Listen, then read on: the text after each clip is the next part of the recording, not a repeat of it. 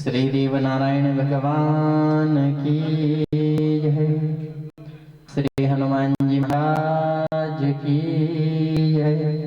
श्री अम्बे मात की जय। श्री गायत्री मात की जय। सच्चिदानंद रूपाय विश्वोत्पत्यात् दिवेतवे तापत्रे सविनाशाय श्रीकृष्णाय वयं नुमः। कृष्ण वासुदेवाय हरये परमात्मने प्रणतक्लेशनाशाय गोविन्दाय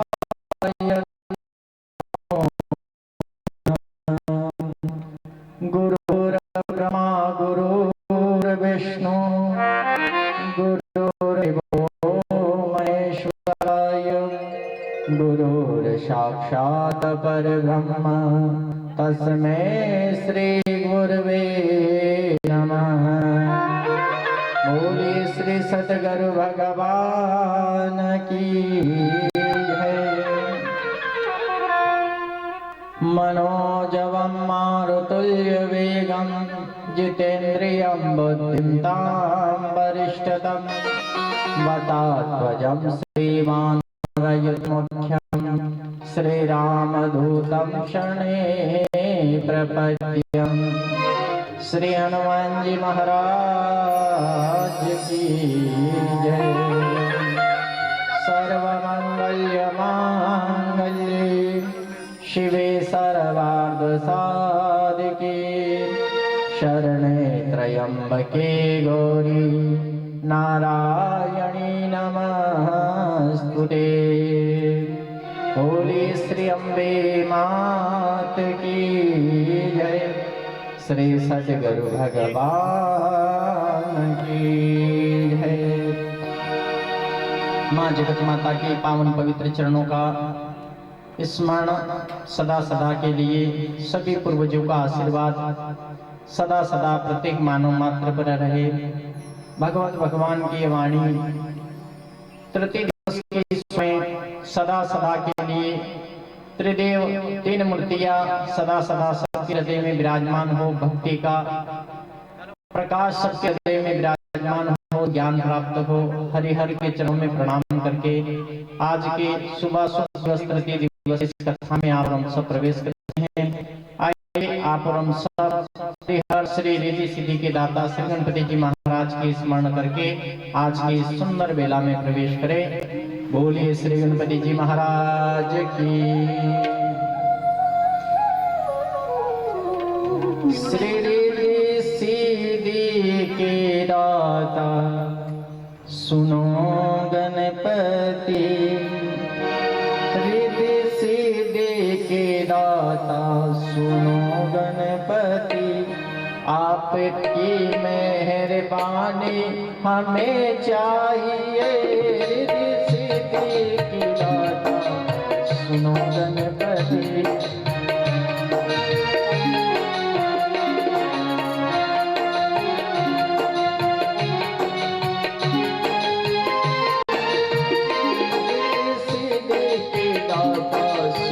गणपति।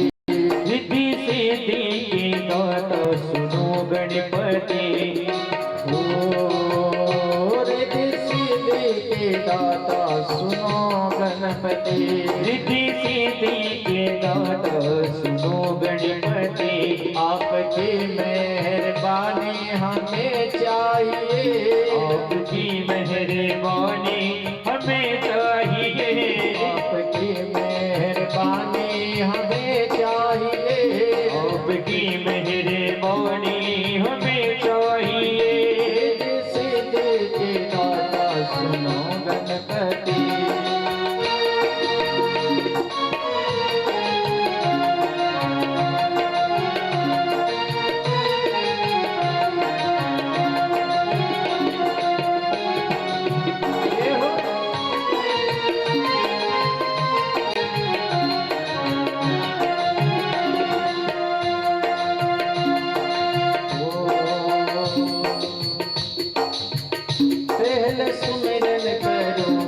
गणपति आपका। मैं तो सुमिरन करूं गणपति आपका। पहले सुमिरन करूं गणपति आपका। मैं तो सुमिरन करूं गणपति आपका। आपके चरणों की सेवा हमें चाहिए। आपके चरणों की सेवा हमें चाहिए। मुक्त मीठी सी वाणी हमें चाहिए। आपके चरणों की सेवा हमें चाहिए। पहले सुमिरन करो गणपति आपका।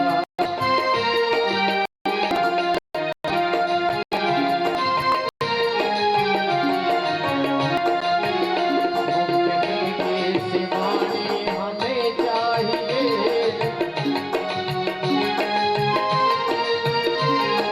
सीधी के दाता सुनो गणपति।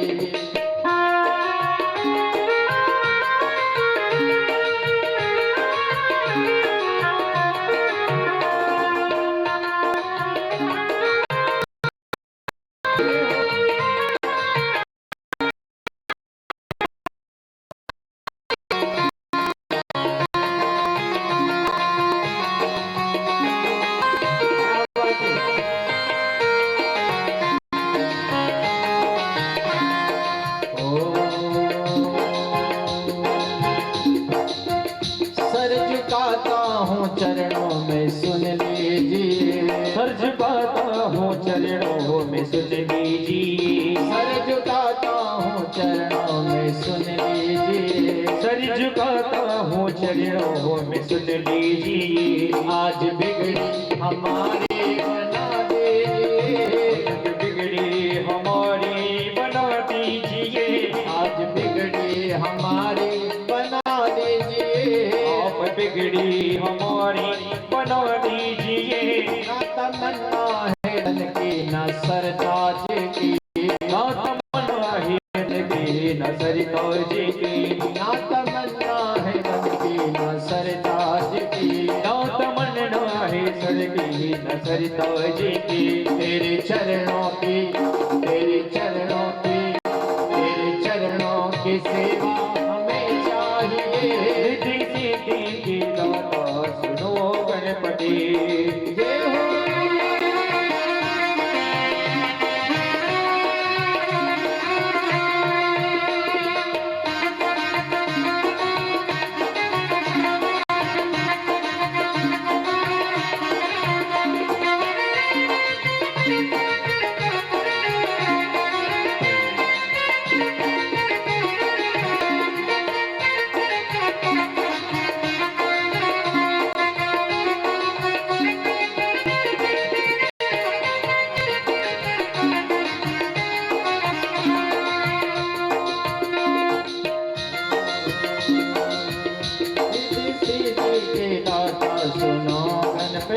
रिद्धि सिद्धि के दाता सुनो गणपति। रिद्धि सिद्धि के दाता सुनो गणपति। रिद्धि सिद्धि के दाता सुनो गणपति। आय हाय हाय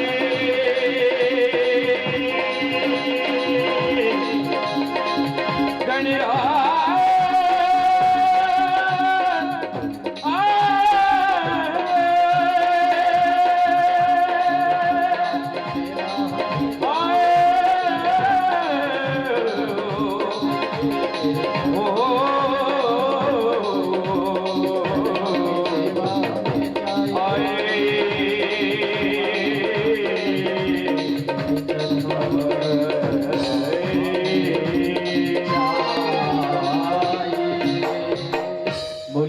गणपति गजानन जी महाराज की जय हो।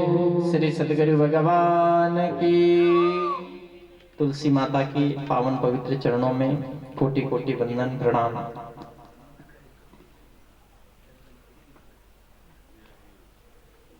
आज के तृतीय दिवस के सोपान में भागवत कथा के सार में महात्यम और महाभारत। इस संसार जगत में प्रत्येक शास्त्र का कोई न कोई सार है ना। और सार पहले निकल के आता है, उसके बाद में कहानी शुरू होती है। भागवत में पहले महात्म्य दिया कि इसी के ऊपर आधार है, इसी के ऊपर पूरा 12 स्कंद है। रामायण को आप देखोगे तो पहले उसमें उसका सार दिया है, उसके बाद में 7 कांड दिए। रामायण को आप देखोगे तो 7 प्रकार से 7 रावण की बात हुई है। कितने? रामायण को पढ़ा है आपने अच्छी तरह से, एक रावण की बात नहीं हुई है रामायण में। कितने? और जो जिस रावण की बात होती है संसार में, वो कौन सा रावण है? तो रामायण के ही आखिरी का जो महात्म्य दिया है, उस महात्म्य में ही जो लंका के रावण राजा के रूप में जो रावण है, उसका सार दिया। और इस पूरे संसार में प्रत्येक पुराण, प्रत्येक शास्त्र का पहले कोई न कोई महत्व दिया है कि इस चीज का ये महत्व है। कोई कहानी चलती है, कोई नाटक चलती है, कोई भी संसार जगत की, तो उसका सार जरूरी है। तो इस मनुष्य जन्म में भी कौन सी भी कथा अपन श्रवण करे, भागवत सुने, शिव पुराण सुने, देवी पुराण सुने, लिंग पुराण सुने, ब्रह्म पुराण, वामन पुराण, जो भी पुराण अपन सुनते हैं उनके सार को समझना, बाकी कुछ नहीं। तो इसमें सबके सार को निकालकर इस संसार में अपने जीवन का सार निकालना है कि अपने जीवन का क्या सार है। अच्छा, तृतीय दिवस की कथा है तो पूरा सार प्रत्येक मानव का 2 शब्दों पे निर्भर करता है, एक कर्म पे, दूसरा धर्म पे। हरिदास जी कहीं पे खेती का कर्म कर रहे हैं, बगीचा लगा रहे हैं, सोयाबीन बोते हैं, गेहूं बोते हैं, अफीम लगाते हैं। संसार जगत में जो भी अपन काम करते हैं, ये सारा कर्म है। और कर्म के साथ में भागवत के यहाँ भागवत की वाणी सुन रहे हैं, तो कर्म के साथ में ये धर्म की बात आती है। एक कर्म, दूसरा धर्म, ये 3 अक्षर कर्म के हैं, 3 अक्षर धर्म के। तृतीय दिवस की कथा है अब केवल और केवल खाली कर्म धर्म को। अच्छा, कर्म और धर्म कौन है? तो सुनना कि संसार जगत में जब रचना हुई है, रचना की कथा भी आई रही है, जो सृष्टि प्रारंभ की जो कथा हुई, तो इसमें कर्म बना।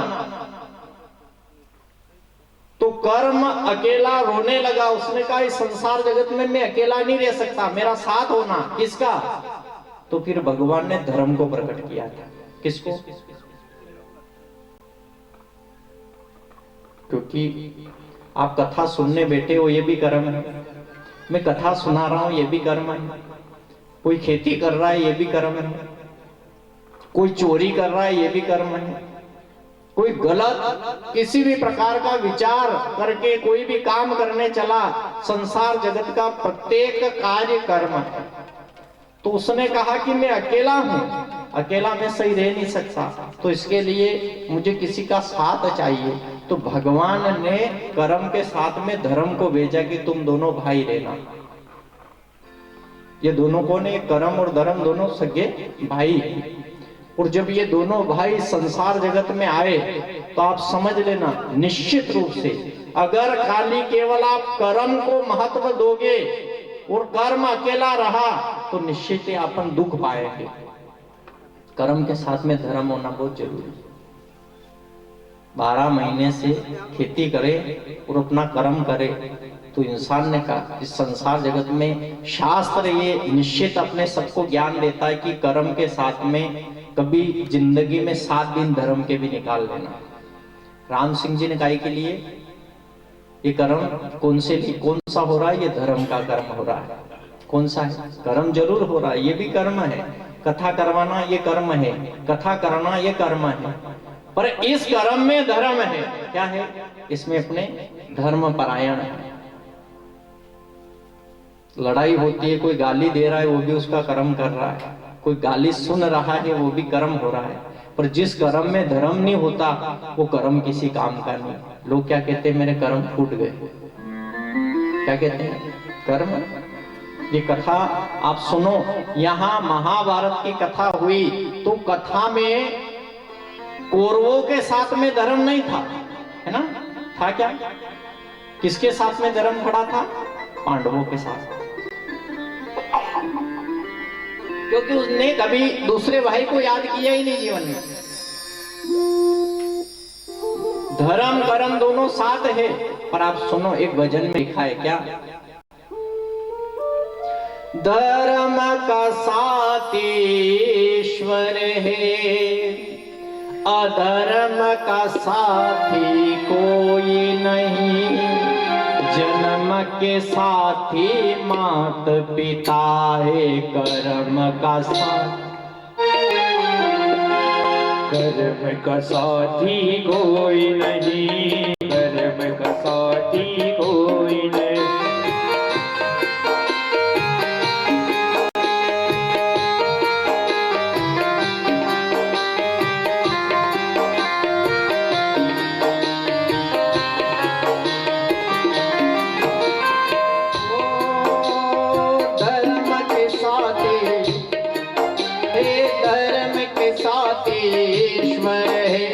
अधर्म का साथी कोई नहीं। जन्म के साथी मात पिता है, कर्म का साथी कोई नहीं।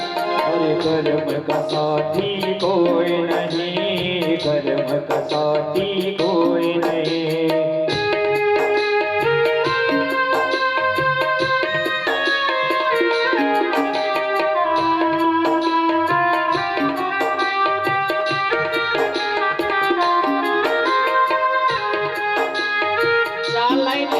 धर्म का साथी ईश्वर है, अधर्म का साथी कोई नहीं। जन्म के साथी माता पिता हो सकते हैं, पर मरण का साथी कोई नहीं। मरने वाले के, कल भी आपसे कहा था, मरने वाले के साथ कोई नहीं जाता।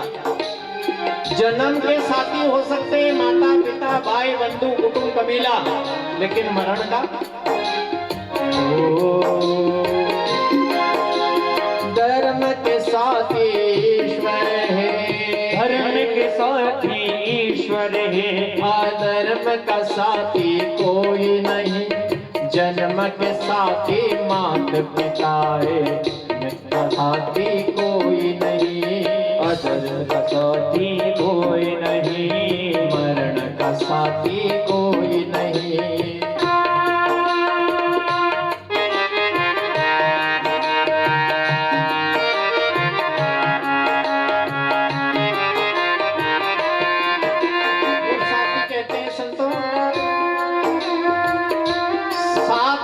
हो रही है तो एक व्यक्ति रहता है, उसकी विवाह करते हैं, उसके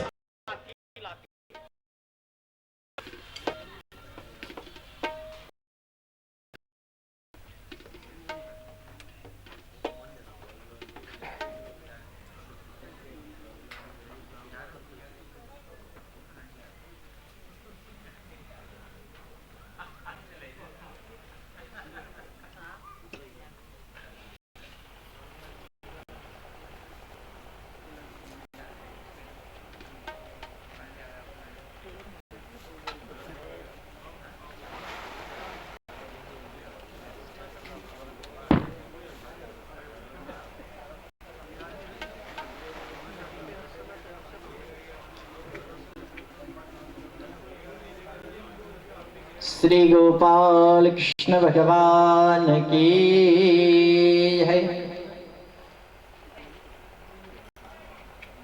धर्म के साथ ईश्वर है,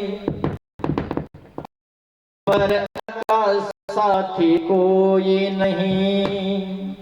ये जन्म के साथी मात पिता है, पर मरण का साथी कोई नहीं। कांधे कांधे आई पत्नी, कांधे कांधे जाएगी। तन मन धन सब दे देगी, पर कंधा ना दे पाएगी।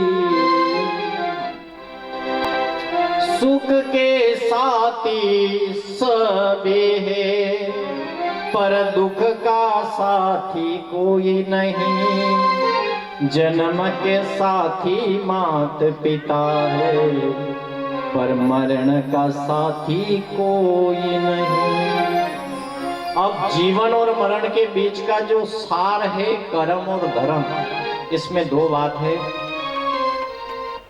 अच्छा, आप विचार करना, इस संसार, ये पृथ्वी, संसार में पूरे में जो सत्य है वो धर्म है। क्या है? आप बेटी की शादी क्या कर रहे हो, ये धर्म का काम है। आप सत्संग सुन रहे हो, ये धर्म परायण है। आप मंदिर में जाकर बैठे हो, ये धर्म का काम है। आपकी रुचि मंदिर बनाने की है, मंदिर गिराने की नहीं, मंदिर बनाने की, तो ये धर्म का काम है। माता पिता की सेवा, ये धर्म का काम है। अच्छा, किसी को शीशा पिलाते सिखाना, ये धर्म है। कि किसी कोई पी रहा हो उसको छुड़ाना, ये धर्म है। आपकी वारनी में तो कोई नहीं पीता नहीं, वारनी में तो ऐसे सबने संकल्प ले रखा है।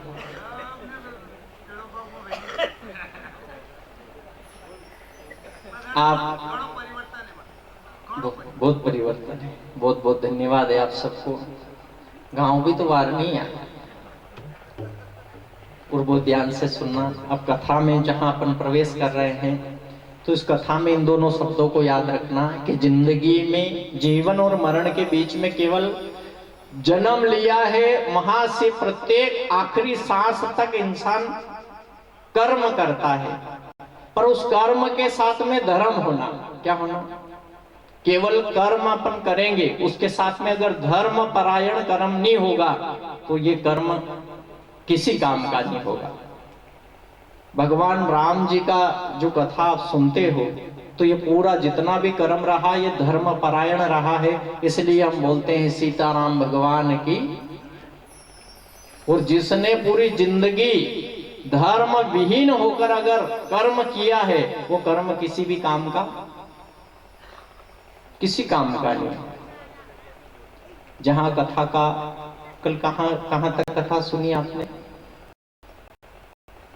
पांडवों का सर्वनाश हो गया और ब्रह्मास्त्र छूटा, की पत्नी उता, जो पांडव आखिरी बीज तक उत्तरा के गर्भ में था, उसको नष्ट करने के लिए पहुंचा, तो रोती हुई इसको याद किया। वो दुनिया के पास नहीं गई, वो पांडवों के पास नहीं गई, संसार जगत को नहीं बताया। उसने केवल और केवल कृष्ण चरणम शरणम, कृष्ण भगवान के चरण की शरण ली और भगवान कृष्ण के चरणों को याद किया। भगवान, इस ब्रह्मास्त्र से केवल आप ही रक्षा कर सकते हैं। क्या किया? किसको याद नहीं किया? वो जान गई थी द्रौपदी पूरी दुनिया को पुकारती रही थी, किसी ने रक्षा नहीं करी, मैं उसी को याद कर लूं जिसको बाद में याद करना पड़े। समय रहते ही जिसको अपन याद कर ले तो वो अच्छा है, बाद में याद आई ना आई, मरण के समय लोग ले जाते, कान में आवाज नहीं आती। समय रहते ही उसको याद कर लो जो वास्तव में काम आने वाला है, जो सब छूटेगा और वही काम आने वाला है। तो ना जिंदगी में कभी कभी समय निकालते निकालते उसको भी याद कर ले। उत्तरा ने किसको याद किया? हरिहर श्री योग योगेश्वर कृष्ण का ध्यान किया। अब आप विचार कर लो, भागवत में स्पष्ट किया गया कि उत्तरा के गर्भ में जो संतान थी, जो बालक था, उसकी रक्षा भगवान का चक्र गर्भ में गया। कहां पे? अच्छा, मां के गर्भ में सबकी रक्षा कौन करता है? मां के गर्भ में सबकी रक्षा भगवान ही करता है। अच्छा, कोई ये दूसरा जो रक्षा कर सकता है? बहुत सारे कहते हैं क्या हुआ, अरे साहब ऑपरेशन करना पड़ेगा, क्या हुआ, बच्चा तो मर ही गया गर्भ में। हाँ, गर्भ से बाहर पूरी दुनिया दौड़ ले, डॉक्टर के पास चली जाए, पर गर्भ के अंदर रहे तब तक कौन इसकी रक्षा कर सकता है? कोई डॉक्टर है जो बोतल उतार दे उसमें रक्षा कर सकता है? नहीं, कोई नहीं कर सकता। प्रत्येक जीव की रक्षा मां के गर्भ में केवल चक्रधारी का चक्र ही कर सकता है। और हमेशा रक्षा करी। उत्तरा दौड़ कर आई और ने कहा मुझे बहुत पीड़ा हो रही है और कहीं न कहीं है कि अंदर जो ये संतान है इसको कोई मारने के लिए कोई तेज शक्ति है। तो भगवान का चक्र चला और भगवान ने उस शक्ति को क्षीण कर दिया और परीक्षित की रक्षा करी। किसकी रक्षा करी? परीक्षित जी महाराज की। जो ये पूरा भागवत ग्रंथ कैसा श्रोता हुआ जिसने गर्भ के अंदर ही भगवान के दर्शन किए। और अपने गरुड़ पुराण में भी लिखा है कि आखिरी में जब जीव मां के गर्भ में उस नरक में पड़ा रहता है तो आखिरी समय में 8वें महीने से वो प्रार्थना करने लग जाता है। गरुड़ में लिखा है कि प्रार्थना करने लग जाता है कि भगवान मुझे इस गर्भ से तू छुड़ा दे, मैं इस नरक में कभी दोबारा नहीं आऊंगा, मैं ऐसे भजन करूंगा। भगवान का चक्र भी दिखा, भगवान का दर्शन भी हुआ, भगवान का मैं रक्षा करना हूं, पर तू जाएगा, तू भूल जाएगा। लोग कोई तेरे को याद दिलाएंगे, तू याद नहीं रखेगा। नहीं भगवान, मैं संसार में रहूं जरूर, सारा कर्म करूंगा, पर धर्म साथ साथ में सदा याद रखूंगा कि धर्म परायण संसार जगत में जीना ही संसार का सार है। और संतों कहते हैं उसने गर्भ में भगवान हरिहर से प्रार्थना करी। क्या? 9-10 मास तुझे समझायो और कोल करार करीने तू आयो।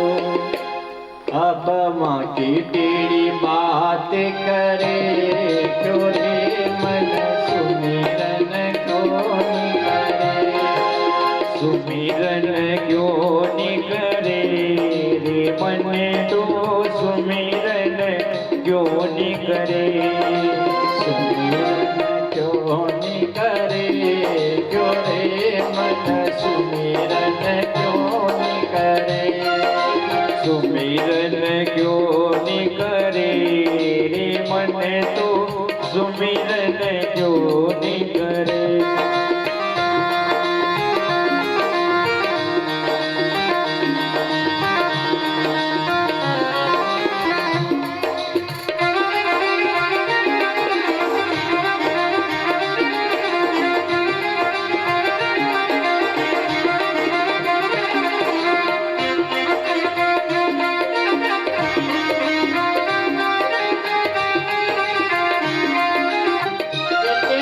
समझाया किसको?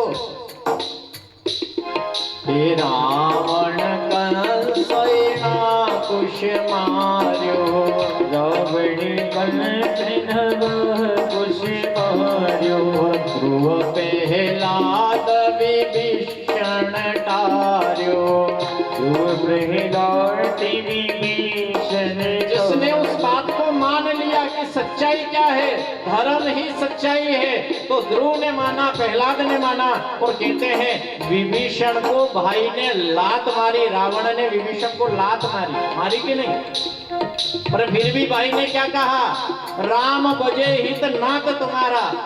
क्या कहा? हे भाई तूने भले मुझे लात की मारी है और गिरा दिया, कोई बात नहीं, पर फिर भी राम तुम्हारा भला करेगा। कितना कितना धर्म परायण शब्द कहा है। जिसके हृदय में धर्म है समझ लेना जिंदगी का उसका कर्म ही सही है। क्यों करता रे मेरा मेरा, क्यों करे तेरा मेरा, क्यों करता है मेरा मेरा, क्यों करता है तेरा मेरा। 4 दिनों का है ये डेरा, 4 दिनों का है ये डेरा, 4 दिनों का है ये डेरा, 4 दिनों का है ये डेरा। यहाँ कोई किसी का नहीं, क्यों रे मन सुमिरन क्यों नहीं करे,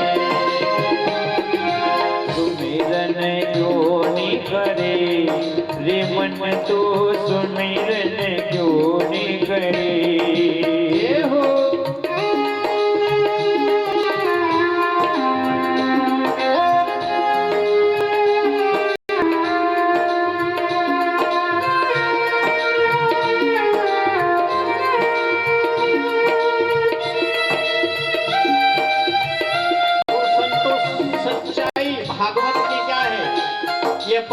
आए हैं।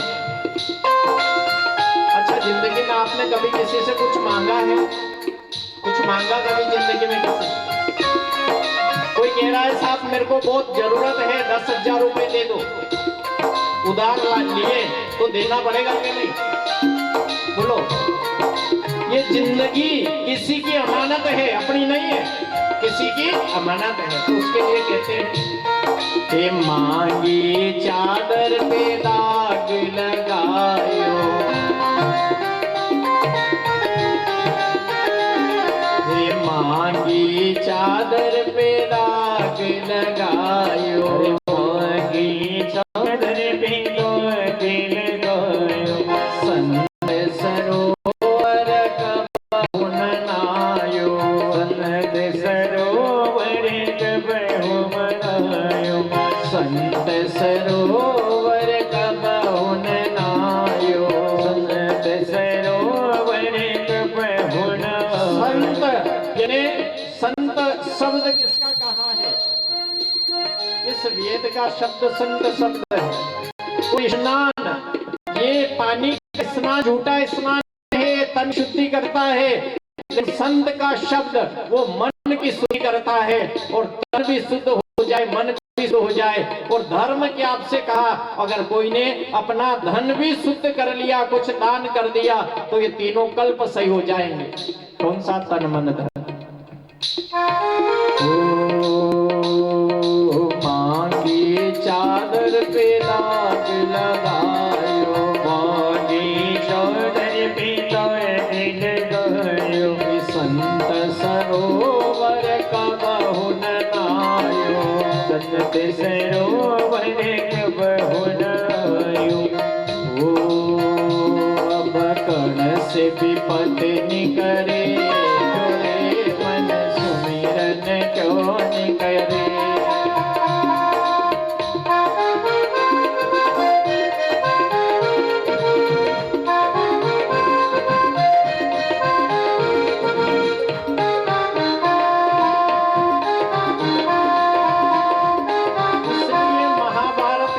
प्रत्येक शब्द ये कहता है संतों कि आखिरी में इंसान को, जैसे 5 पांडव धर्म के साथ रहे, धर्मराज युधिष्ठिर, और धर्म के साथ हमेशा भगवान रहता है। कौन रहता है? अच्छा, धर्म युधिष्ठिर, नाम उनका युधिष्ठिर, पर कौन था? धर्म। धर्म के साथ में भगवान खड़े थे। कर्म तो दुर्योधन ने भी किया और धर्मराज ने भी किया, पर ये धर्म युक्त कर्म था, इसलिए इनकी जीत हुई। और कहते हैं आखिरी कौन सा शब्द? बेगम देश चलो रे मन मेरा, बेगम देश चलो रे मन मेरा, बेगम देश चलो रे मन मेरा, वहाँ लगा सतगुरु का डेरा, वहाँ लगा सतगुरु का डेरा, वहाँ लगा सतगुरु का डेरा, वहाँ लगा सतगुरु का डेरा। वहाँ तो अमृत बूंद जरे, जरे मन सुमिरन क्यों निकरे।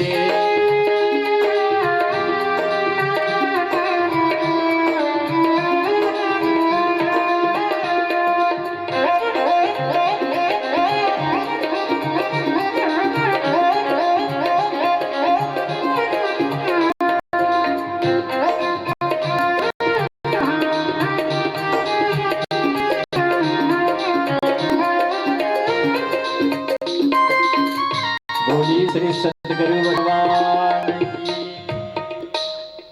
जय। जीवन में परीक्षित ने जो माँ के गर्भ में, उत्तरा के गर्भ में भगवान को याद किया, तो आप निश्चित मानना कि जिसने भगवान का स्मरण किया, आगे आप जानते हो इनको जहाँ जन्म हुआ, 5 पांडव अर्जुन गए थे द्वारिका भगवान से मिलने। पता चला कि भगवान यदुवंश पूर्ण रूप से अपने धाम को पहुंच गए। अर्जुन दुखी होकर रास्ते में आ रहे थे, कुछ कबीलों ने घेर लिया, आए, युधिष्ठिर से बात हुई तो उनने सोचा कि अब अपन भी चलते हैं। तो जाने के लिए जब तैयार हुए तो हस्तिनापुर का राज्य कौन संभालेगा? तो उस समय धर्मराज युधिष्ठिर ने उत्तर की पुत्री इरावती से परीक्षित का विवाह करवाया और ये पांचों पांडव चले। ध्यान देना, बहुत ये अंधों की बहुत दुर्गति हुई है क्योंकि ये अधर्म के साथ में थे। आपको पता है ये जंगल में जलकर भस्म हो गए। फिर आखिरी में कौन? इस साथ में भी थी, भी थी, अंधा अंधी भी थे और ये सबका त्याग कर कर जंगल में रह रहे थे तो अचानक ही आग लगी और ये अंधा अंधी आपको आगे की कथा का थोड़ा सा सार रूप है कि सब संसार जगत को छोड़कर चले गए क्योंकि अंधे अंधी ने भी कहीं भगवान को श्राप दे दिया था, कन्हैया तुम्हारी वजह से मेरे इतने पुत्र सारे नष्ट हुए हैं, मैं तुम्हें श्राप देती हूँ। तो उनका भी श्राप था।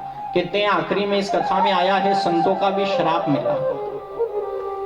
श्राप से संसार में कोई नहीं बच पाएगा। अच्छा, राम जी क्यों आए थे? राम जी को भी नारद जी ने श्राप दिया था ना, दिया कि नहीं? तो श्राप से अगर दुनिया कहती है कि माता पिता का अगर कोई दुखी कर रहा है कि श्राप मिले न मिले, दुख वो आत्मा किसी भी प्रकार से माता पिता का आशीर्वाद मिलेगा कि बद्दुआ मिलेगी, श्राप मिलेगा। आप किसी को दुखी कर रहे हो, नोट लेना, चाहे खेत की वजह से, घर की वजह से, कोई को भी आप कष्ट पहुंचा रहे हो बारंबार और ये सत्य है कि उसकी गलती नहीं है, फिर भी आप दुख पहुंचा रहे हो तो तुम्हारा कभी हित नहीं होने वाला, निश्चित मान लेना। दूसरे का हक कभी भी मत खाना। महाभारत का युद्ध कह रहा है जो अपनी नहीं उसका सपना भी नहीं देखना, जो अपना नहीं वो सपना नहीं। अपने को जिंदगी में सपने में वो याद नहीं आना क्योंकि अपनी है ही नहीं चीज। और आप ध्यान से सुनना, जहां परीक्षित जी महाराज को राजगद्दी पर बिठाया, धर्मराज युधिष्ठिर जाने लगे तो दो बात कही उन्होंने। देखो, एक पिता अपने बेटे को कुछ ज्ञान देता है, क्या? बेटा याद रखना, हस्तिनापुर के राज्य गद्दी पर बैठ रहा है तो संसार जगत में कभी भी किसी को दुखी मत कर देना।